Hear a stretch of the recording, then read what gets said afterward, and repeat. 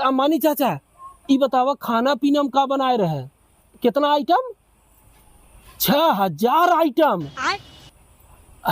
अम्बानी चाचा रहे तो जाना अब हाँ हमारे भाई होश होश ना रहे हम गिर जावे। 6000 आइटम बतावा सब रच चीख चीख के कुलपुआर दे ही बहुत नुकसान भाव है खाना। ये देखा अम्बानी चाचा बहुत गलत होता जाना।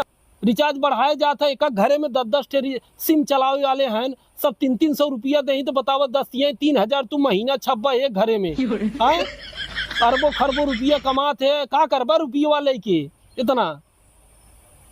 हाँ अरे बुरा हमके नहीं लगा था अम्बानी चाचा पूरा देश के बुरा लगा था। अब बियाह बीत गया बाबा अब झपिया उपिया खा ले है अब चुम मार के थोड़ा सा रिचार्ज सस्ता कर दे ठीक बा। हाँ नहीं देखा अम्बानी चाचा देखा ये बात बहुत गलत हो गई। बेटवा बढ़ाए दे अब तोरे नात पैदा हो तो करे बढ़ाई